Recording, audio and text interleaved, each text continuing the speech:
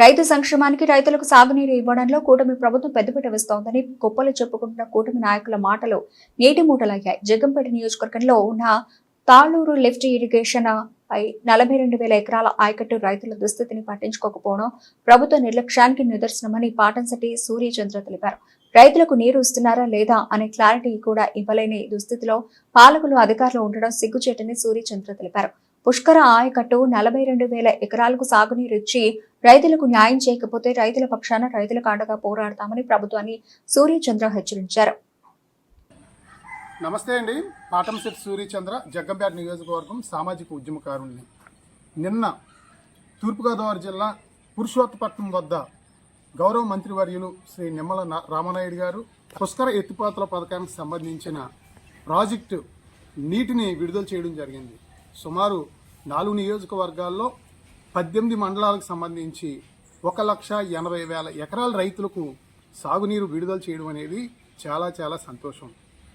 అయితే జగ్గంపేట నియోజకవర్గంలో ఉన్నటువంటి తాళ్లూరు పుష్కర పంప్ హౌస్ నుంచి సుమారు 42,000 ఎకరాలకి ఈ పుష్కర సాగునీరు లిఫ్ట్ చేసి మరి రైతులకి సాగునీరు ఆయకట్టు ద్వారా అందివ్వాల్సిన అవసరం ఈ పుష్కర ఎత్తిపోతల పథకం స్టార్ట్ అయి నుంచి జరుగుతూ ఉంది. ఈ మెట్ట ప్రాంతానికి ఈ పుష్కర ఎత్తిపోతల పథకం అనేది ఒక వరంగా రైతులు భావించి గత 15 సంవత్సరాల నుంచి ఆనందం వ్యక్తం చేస్తూ ఉన్నారు.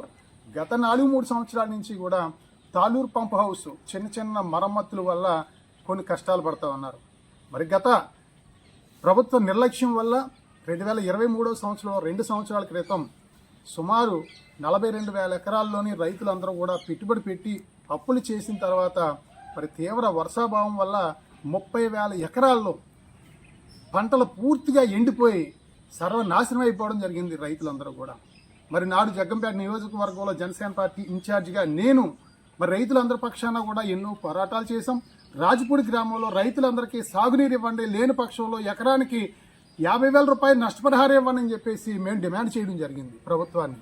అదే రకంగా తెలుగుదేశం పార్టీ తరఫున గౌరవ నేటి శాసనసభ్యులు నాడు నియోజకవర్గంలో తెలుగుదేశం పార్టీ బాధ్యుడిగా ఉన్నటువంటి గౌరవనీయులు శ్రీ జ్యోతుల్ నెహ్రూ గారు కూడా అనేక కార్యక్రమాలు నిరసనల ద్వారా మరి ఎండిపోయిన ప్రతి పంట పొలాన్ని సందర్శించి రైతులకు ధైర్యం చెప్పి ఎకరానికి 50,000 రూపాయలు నష్టపరిహారం రైతన్నలకు ఇవ్వాలని నాటి వైఎస్ఆర్ కాంగ్రెస్ పార్టీ ప్రభుత్వాన్ని దుమ్మెత్తిపోయడంతో పాటు మరి ప్రభుత్వాన్ని నిలదీసి రైతులకు ఖచ్చితంగా 50,000 రూపాయలు నష్టపరిహారం ఇవ్వాలని చెప్పేసి నేటి శాసనసభ్యులు శ్రీ జ్యోతుల్ నెహ్రూ గారు కూడా నాడు చాలా అనేక ఆందోళనలు నిరసనలు కార్యక్రమాలు చేయడం జరిగింది.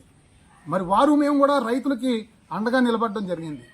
మరి మేము చేసిన అప్పుడు నిరాహార దీక్షల వల్ల అవ్వచ్చు, నెహ్రూ గారు చేసిన పోరాటం వల్ల అవ్వచ్చు, మరి చాలా తక్కువగా ఇన్పుట్ సబ్సిడీ మాత్రమే ఎకరానికి 6,000 రూపాయలు ఇచ్చి మరి ప్రభుత్వం చేతులు దులుపుకున్న పరిస్థితి ఎంత అన్యాయమో చూడండి. ఎకరానికి 30,000 నుంచి 35,000 రూపాయలు పెట్టుబడి పెట్టిన రైతులకి ఎకరానికి 6,000 రూపాయలు ఇచ్చి చేతులు దులుపుకున్న పరిస్థితి నాటి ప్రభుత్వాన్ని. జగ్గంపేట నియోజకవర్గంలో కూటమి ప్రభుత్వాన్ని గెలిపించండి, గెలిచిన వెంటనే పుష్కర ఎత్తిపోతల పథకాన్ని ఆధునీకరణ చేసి పైప్ లైన్ మార్చి 50 కోట్ల రూపాయల నిధులతో మరి గెలిచిన వెంటనే నీరిస్తానని చెప్పేసి గౌరవనీయులు జ్యోతుల్ నెహ్రూ గారు ఎన్నికల్లో చెప్పడం జరిగింది.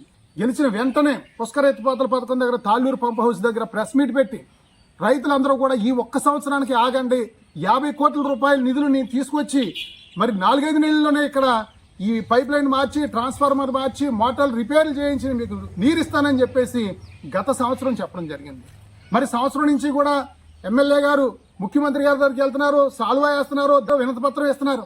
అదే రకంగా మంత్రి రామానాయుడు గారి దగ్గరికి వెళ్తున్నారు, సాల్వా వేస్తున్నారు, దండిస్తున్నారు. వినతి పత్రాలకే పరిమితం అయింది. కానీ గత సంవత్సరం నుంచి కూడా 50 కోట్ల రూపాయలు నిధులు తీసుకొచ్చి ఎత్తిపోతల పథకాన్ని అక్కడ తయారు చేసి రైతులకి నీరిచ్చిన పరిస్థితి లేని దౌర్భాగ్య పరిస్థితి.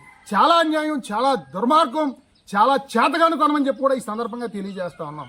నిన్న మంత్రి రామానాయుడు గారు, కలెక్టర్లు, మిగతా ఎమ్మెల్యేలతో అక్కడ స్విచ్ ఆన్ చేయడానికి కూడా వెళ్ళడం జరిగింది మన శ్రీ జ్యోతుల్ నెహ్రూ గారు. అక్కడ సుమారు 1,80,000 ఎకరాలకు నీరిస్తున్నామని చెప్పేసి అక్కడ మంత్రి గారు, ఎమ్మెల్యేలు గొప్పలు చెప్పడం జరిగింది. ఆ 1,80,000 ఎకరాల్లో జగ్గంపేట నియోజకవర్గానికి సంబంధించిన 42,000 ఎకరాలు ఉందా లేదా అని చెప్పేసి అడుగుతా ఉన్నాం ఈ సందర్భంగా ప్రభుత్వాన్ని. 42,000 ఎకరాల రైతులు ఈరోజు ఏం చేయాలో దిక్కుదోచిన పరిస్థితుల్లో ఓడ్చాల వద్ద ఆకుమల్లు వెయ్యాలా వద్దా అని దిక్కుదోచిన పరిస్థితుల్లో, అయోమయ పరిస్థితుల్లో, గందరగోళంలో ఉన్నారని గత 15 రోజుల క్రితం కూడా నేను అధికారులందరికీ కూడా వినతి పత్రాలు ఇవ్వడం జరిగింది. మీరు క్లారిటీ ఇవ్వండి, ఓడ్చాలా వద్దా అన్నది రైతులకి మీరు స్పష్టం తెలియజేయండి. ఓడ్చక్కర్లేదు, నీరు ఇవ్వలేము, మాకు చేత కాదంటే రైతులకు ఏ రకంగా నష్టాన్ని భర్తీ చేస్తారు 40,000 ఎకరాల్లో? మరి ఈ రైతు ఈ పంట మీద ఆధారపడ్డటువంటి పశువులకి గడ్డి ఏ రకంగా మీరు మరి ఏర్పాటు చేస్తారు? ఈ యొక్క సుమారు 20 గ్రామాల్లో ఈ పుష్కరం మీద ఆధారపడ్డటువంటి పేదలు రైతు కూలీలకి ఏ రకమైన మీరు హామీ ఇస్తారో స్పష్టంగా తెలియజేయండి అని జిల్లా కలెక్టర్ గారికి, అధికారులందరికీ కూడా పీజీఆర్ఎస్ ద్వారా వినతి పత్రం ఇచ్చినా సరే నేటి వరకు క్లారిటీ లేదు.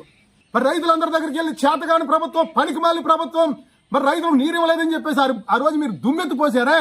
ఈ రోజు మేము అడుగుతా ఉన్నాం, మరి మీరు ఆ రోజు ఎకరానికి 50,000 రూపాయలు నష్టపరిహారం ఇవ్వాలని మీరు రైతుల తరఫున మీరు అడిగారు. మరి ఈ రోజు ఎకరానికి 50,000 రూపాయలు ఇవ్వండి.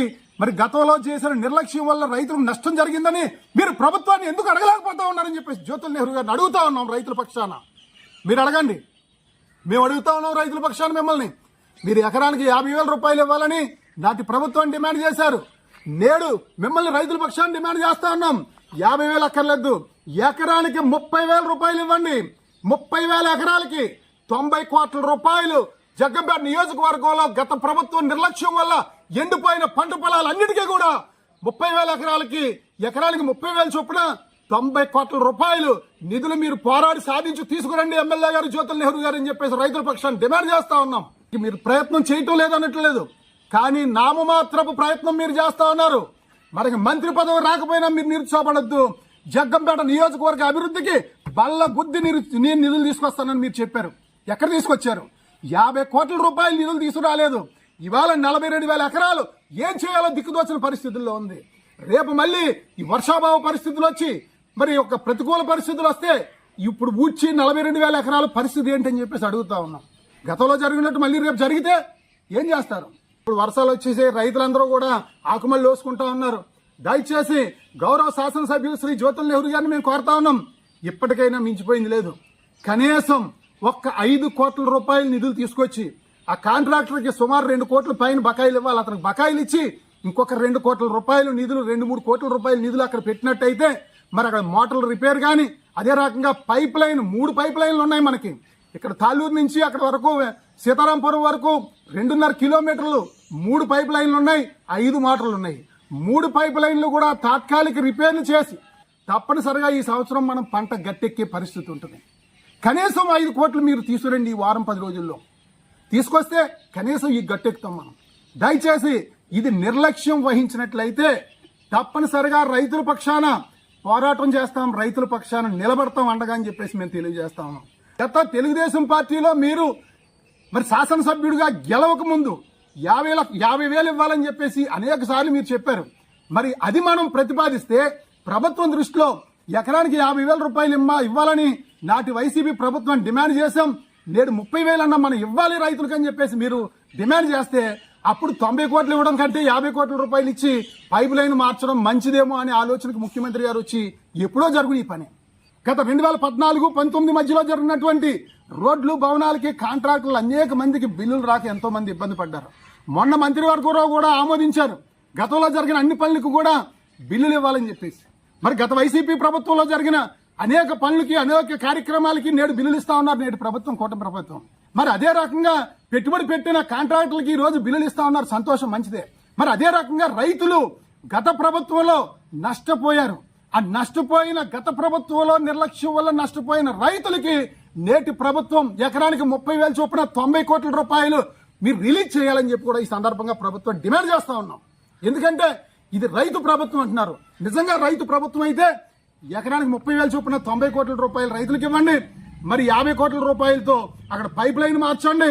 మరి తక్షణం సుమారు 5 కోట్ల రూపాయలు అయినా సరే నిధులు విడుదల చేసి అక్కడ ఎక్స్ట్రా సామాన్లు మనం అక్కడ పైపులు కానీ, అక్కడ రింగులు కానీ, ఇవన్నీ కూడా ప్రతి మెటీరియల్ అక్కడ అదనంగా తెచ్చుకుని పెట్టుకుంటే ఈ సంవత్సరం తప్పకుండా గట్టెక్కుద్ది.